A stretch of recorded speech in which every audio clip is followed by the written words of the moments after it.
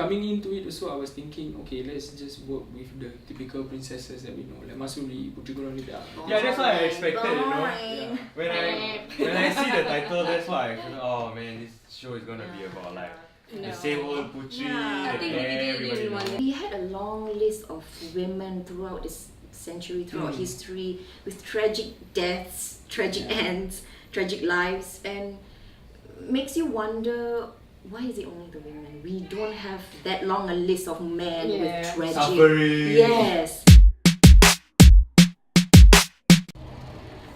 Hi, I'm Shaggy. I'm here at the backstage of the Malay Heritage Centre Auditorium, here to meet my friends from Theatrics, who are doing a show called Malam Puteri-Puteri Malang. The Nusantara is full of stories about tragic women, and I don't know, maybe they're gonna explore something like that. We shall see. I'm with Faizal, director, and Siti Z. Wardah. yeah. So I read the synopsis. It's about how in Malay folklore we always have tragic women. Yes. So maybe you can tell us what tragic woman you are playing. Faizal, you can be a tragic woman as well. Can, I am a tragic woman. Yes, yes. It's not just, I mean, folklore is one thing, but I think the interesting thing is with the group, there are also real historical figures that we are talking about. They come from a time long before us and before our forefathers, but I think the things that they have to deal with back then is unfortunately similar to what we still have now. Oh, really? Discrimination, being maybe being denied basic rights and things like that. We hope that the audience can find a resonance with the character stories. In terms of how women are looked at, in terms of how women are treated, because like for the three main characters that we are dealing with, the three main ones are Candidates, Din, and the baby of Wananum. Like for example, the Candidates character, she's a historical figure from the 1200s, the 13th century lah. From this region. From Tanah Jawa. Central Java. Okay. So her character came at a time before Islam really spread. So she's non-Muslim. She was appreciated for her beauty, and she is wanted and desired for her beauty. And the interesting thing about her is that she, according to the history, she has something in her that will that whoever marries her or whoever she gives birth to, if they are men, they will become the king. And at that time, they believe in the concept of the king of the world. Yeah. So because of that, she was desired, and just because of that became her definition. Oh. Yeah. So it's a bit unfortunate, and I think even in the like, way that it's unfortunate that her definition is not because of her abilities, but in what she can bring, how she can contribute to the men in her life. Yes. And somehow or other her life is quite tragic, and it's all just revolve kind of around the man and how they treat her, the physical side of her perfection as a beautiful woman. Or beauty, or like There's also a specific part of her that they worship, but Okay, so basically, is this giving away too much? I don't think so lah. Candidates has a flaming womb, so she has her womb emits light. Right. Okay, so that's the story. Yeah. That's why if you impregnate her and you get a son, that son will grow up to become king. And if you marry her, the light is magical lah. The character of Wananum is the one yang in the story of Sultan Mahmud Mangkade Julang, right? Where she wanted the piece of nangka and she ate it, and she said it's for her child. The Sultan didn't believe, cut open her stomach, and then they actually found the baby with the nangka, according to the folklore lah. but we are telling the story from the point of view of the baby, and it's a very I think it's quite a surprising mindset that the baby has. I mean, obviously there's no record about how the baby feels and things like that, but did the baby survive in the story? No, Okay, but I mean both were killed lah. So we thought about how or what the baby be thinking, you know. And I mean, in the story, the power was taken away from the female character, the Wananong, but in this version we kind of gave back the power to the baby. Actually, we gave the power to the baby rather than the power was in the hands of the Sultan or the other male figures. So I think it's a different take on the story of Wananong as we know it. Yeah, and the other one is Chunyadin. It's compared to the story of Baby Dang, the baby of Dangonong and Candidates, which is just has a fine line between historical and mythical. Chunyadin is definitely historical. We even have photographs of her. So she was a guerrilla fighter in Aceh during the Dutch Infidel War, Perang Kafir, or better known as the Aceh War, during the late 19th century to the early 20th century. She passed away in 1908, so that's not very far away. It's not long ago. It's slightly over maybe 100 years ago. Well, versus the other two stories that we have, Chunyadin is a bit more out there because she kind of led the whole guerrilla force to fight against the Dutch in the forest. So she spent 20 years in the forest resisting and fighting the Dutch to stop them from colonizing and taking over Aceh. So Aceh was never actually colonized because I suppose part of it could be thankful to Chunyadin's sort of strength and determination to lead her force. But I suppose the Malang part of her story was that when her right-hand man kind of like betrayed her and told the Dutch forces on where were their locations in the forest. So eventually her group had to run away, and she was eventually captured. The reason for why her right-hand man kind of like gave in to the Dutch is because Chunya is becoming old. She didn't have enough energy to sort of run the force anymore, and that is like the more like sympathetic kind of reason this man was saying like, oh, you can't run this anymore, I don't think so, you're physically up for it, that's why I'm telling your position of a Dutch, I want you to get healthcare, etc.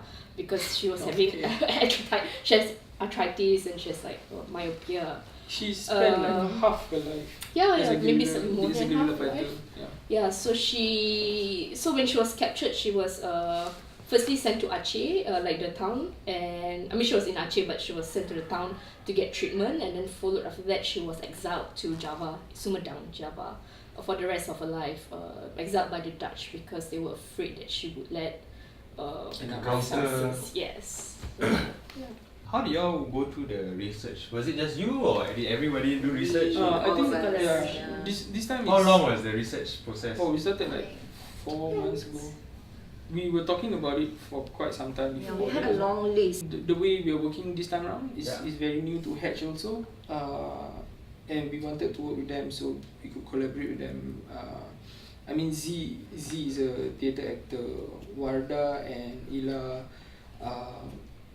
not theatre performers per se. They're more performance artists, and they work in different disciplines lah. So it was.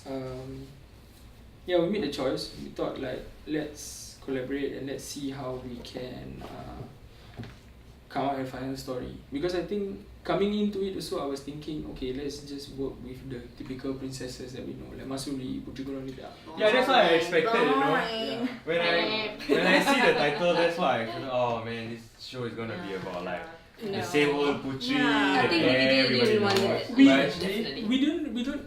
I mean, we will still talk about it, but you touch it. The stories, their stories, these other stories, these obscure stories, I felt were more interesting because there's a lot more things to discover, and I feel like there's a lot more things we can play with also. That's why you chose the obscure Yeah, and Also, also I think it how spoke we, to them. how we It each of resonated us with them. arrive to our character is quite Oh, you guys different. had to choose your character. Yes, Yeah, and we we did our chose. own research for it. For example, I think for Z is a lot of like group kind of like brainstorming. But for myself, when he said like which Puteri you want to do it, I was quite certain that I want to do on Cuk Nyak Din because I've read You've about her. already known Yes, like so when he just said, oh, this is the criteria, I'm like, it fits. And then for Ila, when she decided to do on Bayi Danganum, it just makes sense because she had passed performance art, which touches more about a journey of a sort of what you call it, like a baby. And she's given birth. Yes, she's and given her birth, so it's a Yeah. personal, experience, yeah. so It's a experience. Yeah. So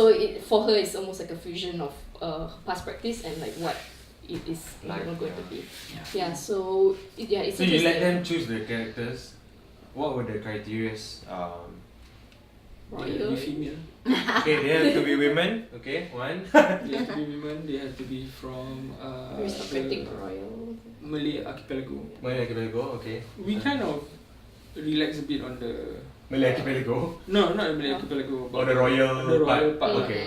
Because Not so China- important. Or at least At least some prominence lah. It's yeah, not but like- actually all of them kind of have a connection connection with with royalty or get killed by royalty.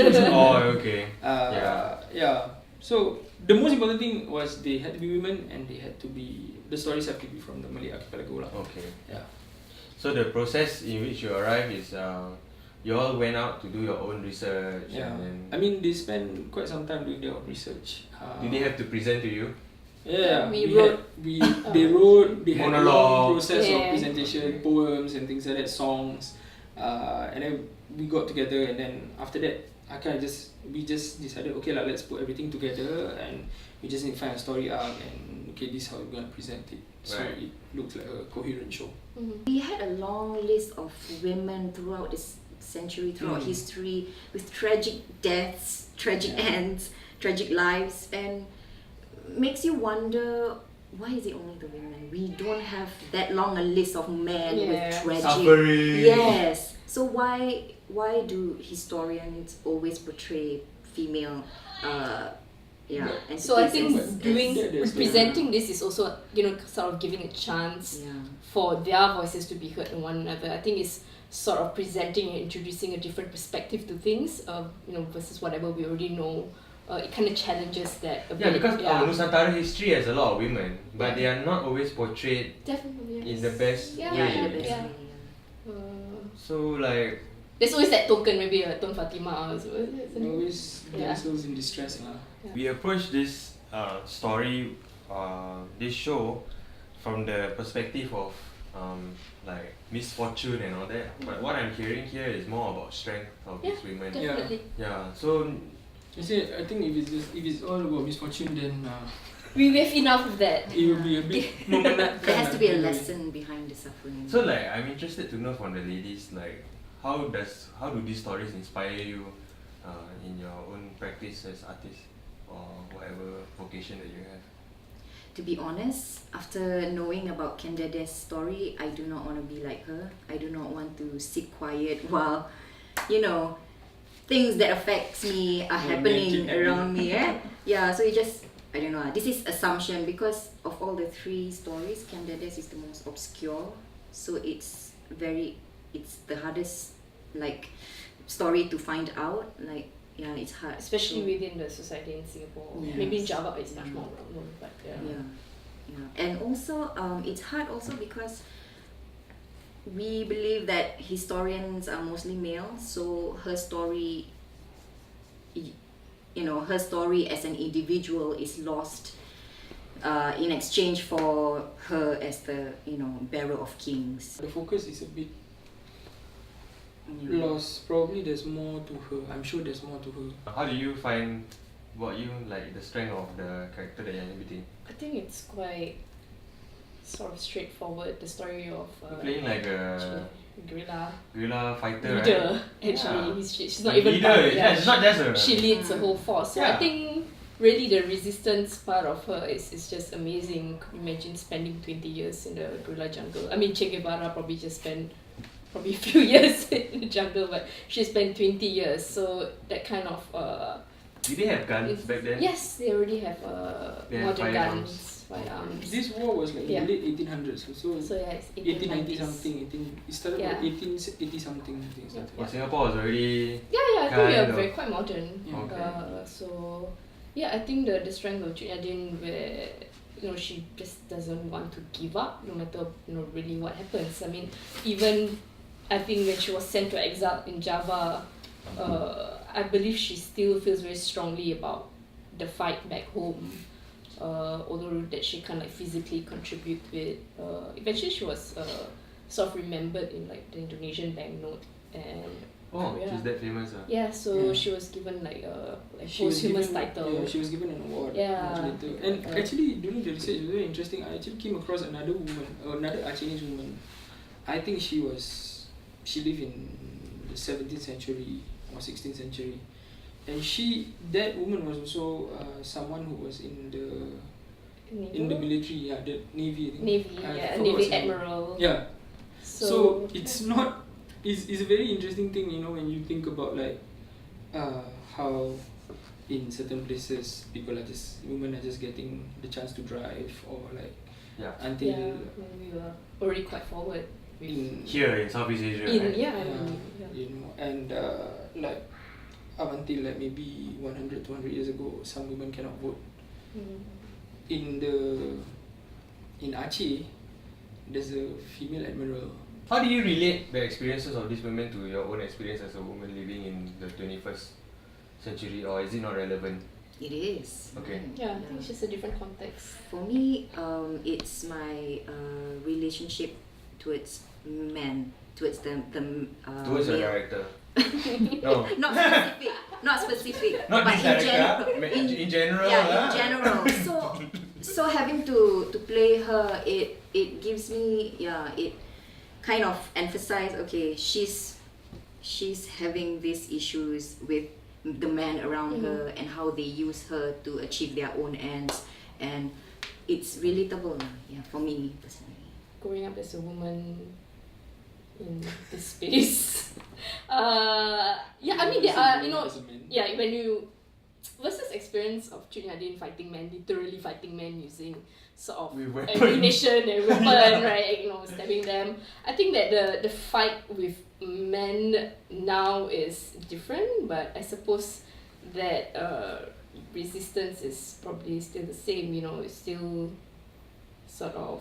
I mean, to me, it's not relevant in like sort of the war kind of context. I mean, we're not living in war, we're not fighting with each other, but really, as a woman, for her to take charge, I think that is a very admirable part of her, and I think that could be sort of a good example to set for other women, really, to just be brave and take charge.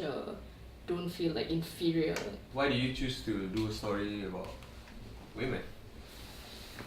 And why? I mean, how did this come to you? Like, okay, I need to do this show about this. I don't really have any noble intentions. My wife played a huge part in convincing me that it will be a cool thing to do. So I thought, okay let's go for it. And I think without really it being by design, a lot of Hatch punya show pun is very female centric. It's not something that I choose. Like things like how it's always very driven by the female. So like, let's say you have an audience member who wants to watch the show, right? What will you tell them to make them like, okay, this is a show that I must watch? Like, maybe I'll ask Siti Z. Why? Smiling all the This show, it doesn't cover fully each character, but it does intrigue you enough to go and find out for yourself, like who these characters are. Yeah, I think it's a good. It's a good starting point, it's a good, really. yes. Yeah. We are not just presenting a story, a narrative. Because the story is just the end, the beginning, and then you go home and then you're like, okay, that was entertaining. I think how we have constructed it is in a way that we challenge what you already know, and I think that is exciting. Yeah. I feel challenged just by the fact that when I asked you all what characters are being portrayed, I realized that it's not the traditional or not the what everybody Commonly takes for heard. granted as the heroic women of the Nusantara. Yeah. But it's even deeper. You try to cover maybe less famous or maybe women who are stronger or exhibit other qualities as well. So is there any special way of presenting this story that maybe without spoiling it? It's going to be outdoors. Okay. It's taking place around the MHC. It's going to happen at night. Ni apa? MHC Halloween special lah? No. MHC doesn't have a Halloween special. It's part of Culture Fest. It's part of the Malay Culture Fest that's going on now. Yeah. So it's 3 women performers in 3 different spaces. Yes. And then the audience will be brought. A slew of other women as well. Oh, okay. Yeah. There's We have a huge. We have an army. Yes. Please come and watch Malam Puteri-Puteri Malang. It's presented by Theatrics. Here are my 2 lovely actors. One of them can't be here because she's not well. It's happening on the 28th of October at 7 p.m. and 8:30 p.m. So we have 2 shows. We have 2 time slots. 7 p.m, 8 p.m. Yes. How long is the show? Each show is about 55 minutes. Fair. Yeah, 45 to 55 minutes. And it's happening at the Malay Heritage Centre. It's free, you just need to register, and if you register, please turn up.